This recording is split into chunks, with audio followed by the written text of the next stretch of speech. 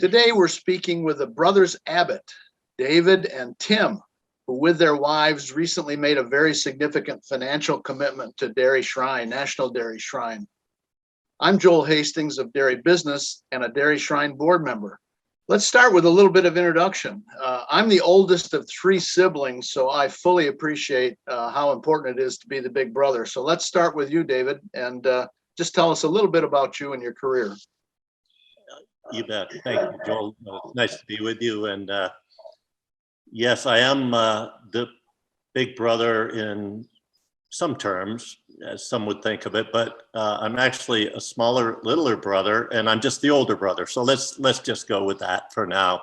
I grew up on a dairy farm in Vermont, as did brother Tim. It was a small dairy. We milked jerseys. I remember moving to the farm, not very well, but I think I was 5 years old. It was about 1956, and Dad put together a little bit of money and was able to make a down payment on 100 acres in an old stanchion barn that I think we had 7 cows at that time. There were 4 of us kids at that time. Tim was yet to be thought about, and the 4 of us, 3 boys and a girl, provided some pretty good labor over the years for Dad and Mom. But Dad worked a full-time job at the Cabot Creamery and cheese factory. And I remember he'd go to work after he milked the cows in the morning and come home and do his chores after he put in a full day of work. So he worked really hard. He put the cans right on the truck and take it into the plant, huh? I remember very well putting the cans in the back of the pickup, pulling them out of the cooler, taking them down to the creamery and putting them on the conveyor. They'd wrap the cap off with a mallet of some sort and dump it into the vat. And typically Dad would go up and check and see how they were doing in the cheese and butter room while they were doing that and cleaning the cans. So yes, I made many trips to the creamery as a passenger on the truck, pickup truck at that time. But I went to high school in Cabot, Vermont, smallest high school in the state. There were 10 in my graduating class. By then, Dad had built a new barn. He had chosen to go with jerseys and built a nice herd of registered jerseys. We milked about 100 when I was in high school, and had 2 brothers, one 2 years older and one 2 years younger. Again, a pretty good source of labor. And milked about 100 cows then. And in 1969, I graduated from high school, applied to the University of Vermont, was accepted, and it was a tough battle because we really didn't have the financial resources to fund my college. And was fortunate enough that I got a little scholarship when I graduated. I remember it on graduation night. They informed me that I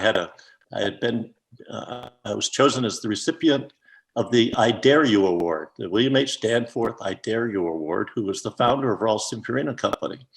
I did make it through UVM, got a degree in agricultural economics, spent quite a lot of time in animal science as well.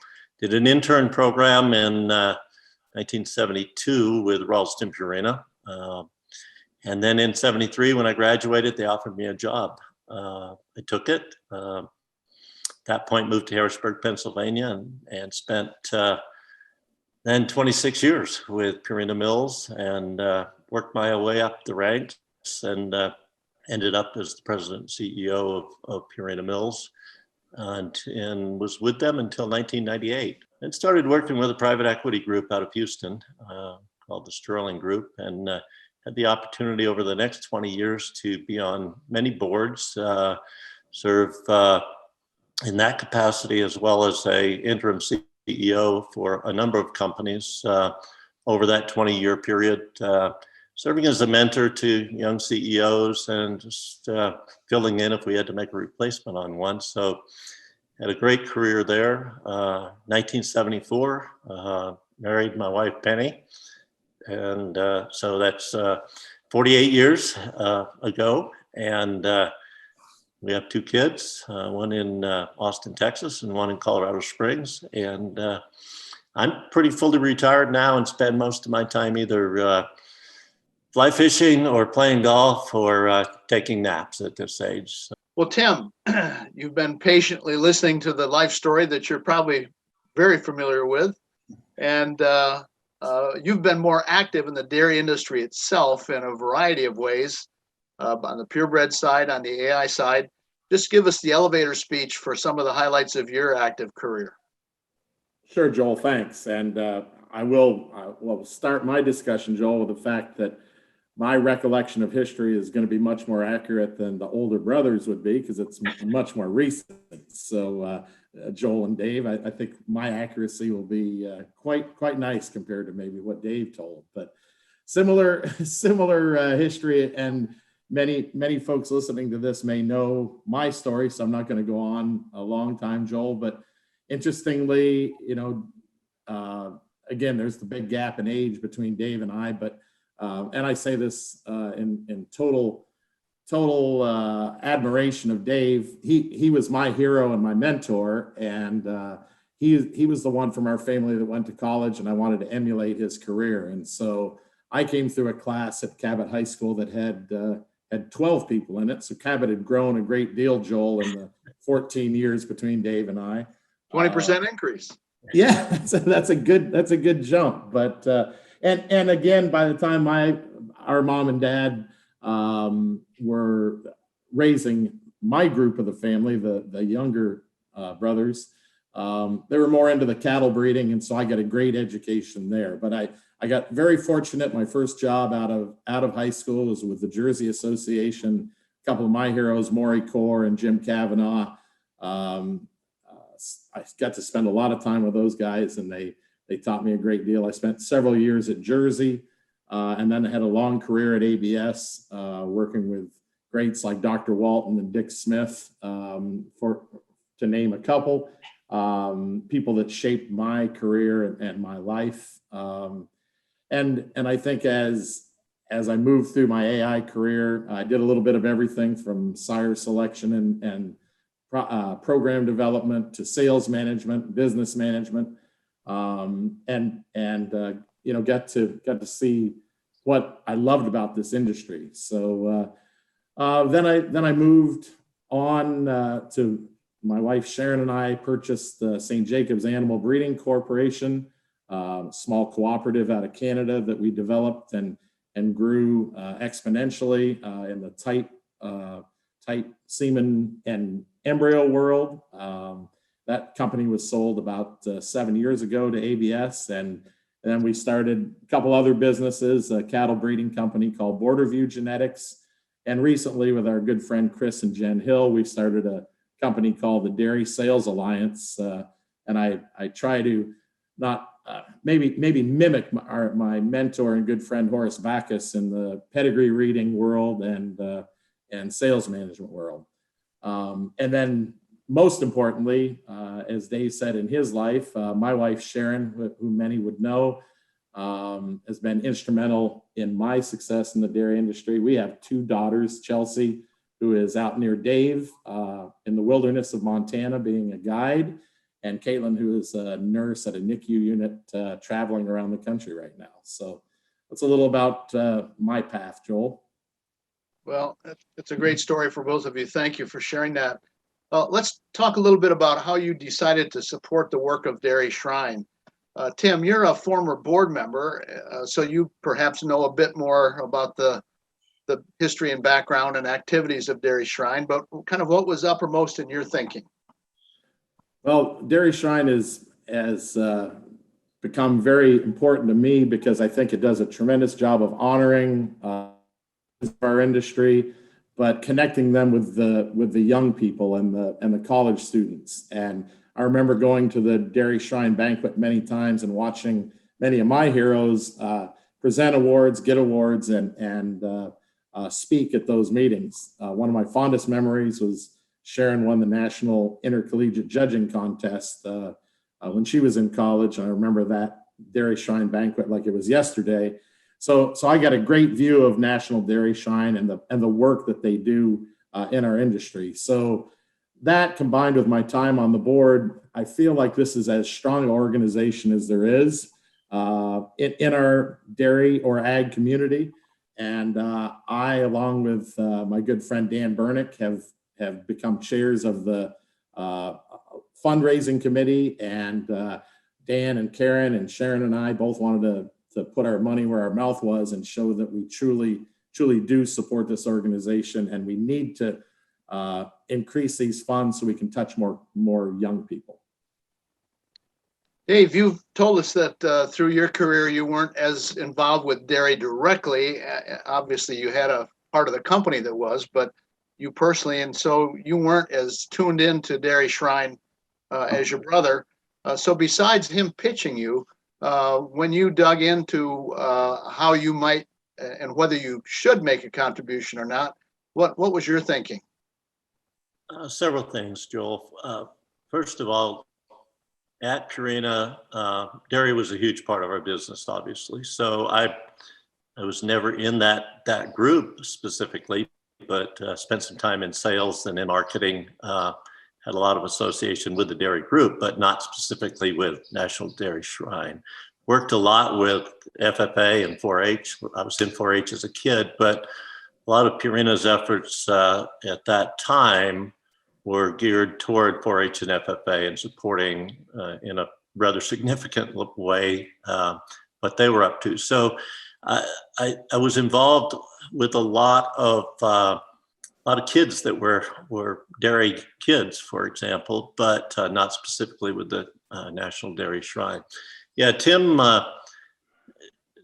ran the idea by me of participating, and it just clicked immediately for a couple of reasons. One, Penny and I, for several years, have talked about finding a way to give back. We've been blessed. We've been fortunate. We can now give back some. And we had thought of trying to establish a scholarship fund at dear old Cabot High School, and looked into that. And it just got to the point of where we realized that being a single donor and trying to put something together, it just didn't make a lot of sense because we just couldn't impact enough people, and the scholarship wouldn't be significant enough to make a huge difference. It wouldn't be self-perpetuating. So we kind of gave up on that idea and still had that desire to find something that might work. And Tim reached out and said, he said, you're either gonna love me for this or you're gonna hate me for it, but I've got an idea. And ran the concept by me, and then added in that it would be an opportunity to pay some tribute to Dad and Mom.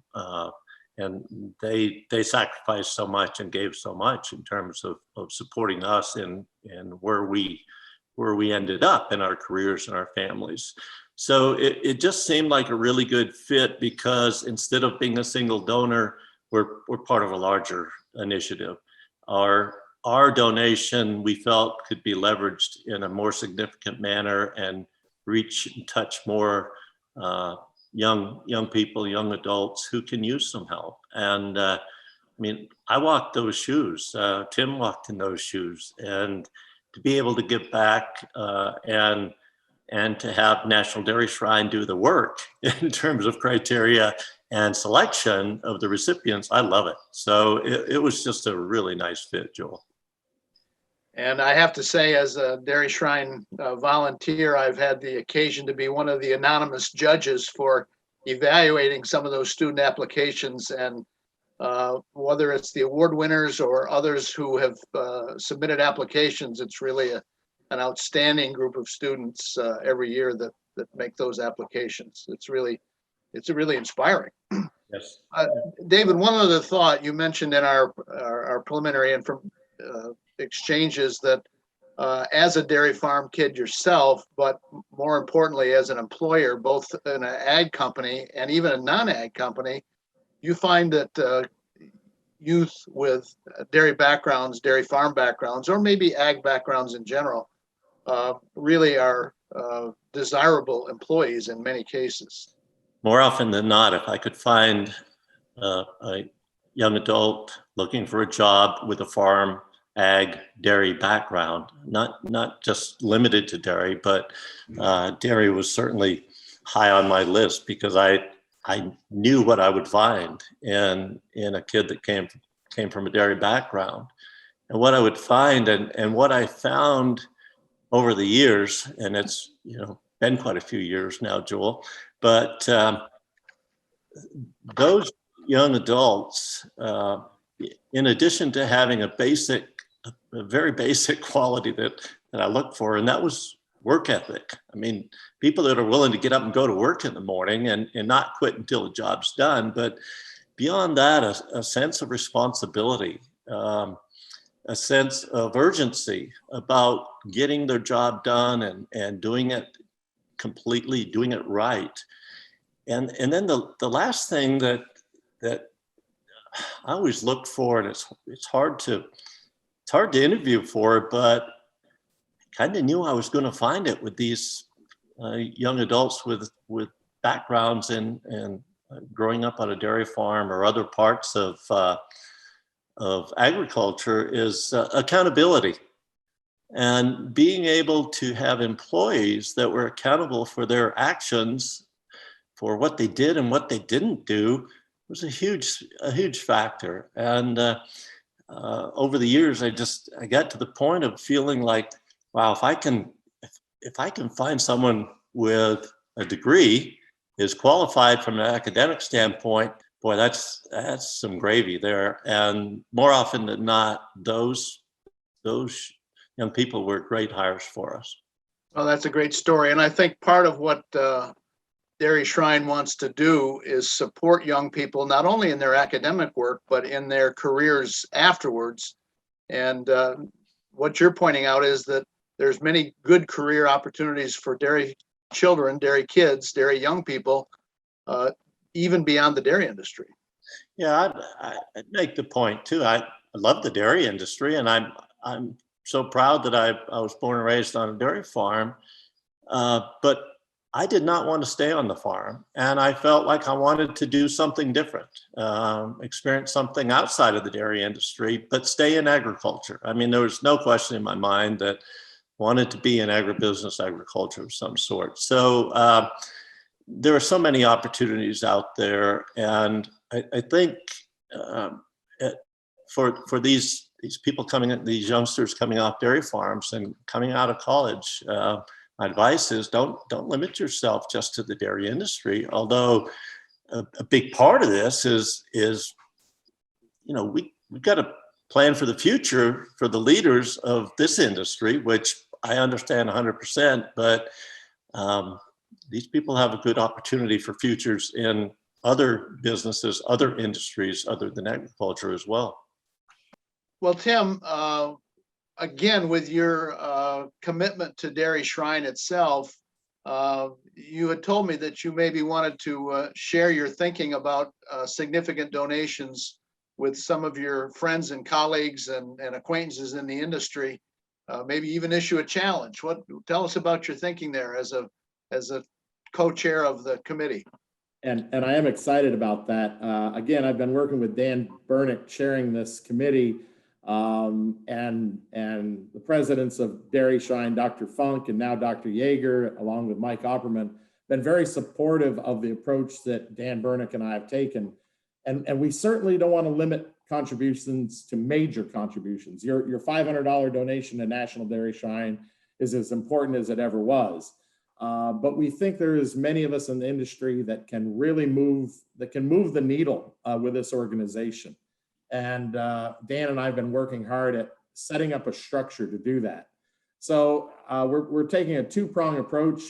Dan's working more with the estate planning, which is critical. Folks that, maybe it's not comfortable to give $100,000 today or a major donation, they can set up an estate plan with National Dairy Shrine. That's extremely valuable, and we've got many that are going to commit to doing that. We've also got people interested in maybe $20,000 a year for 5 years to meet their $100,000 goal, and that's very welcome. Dave and I were fortunate. We were at a point where we could do the $100,000 together.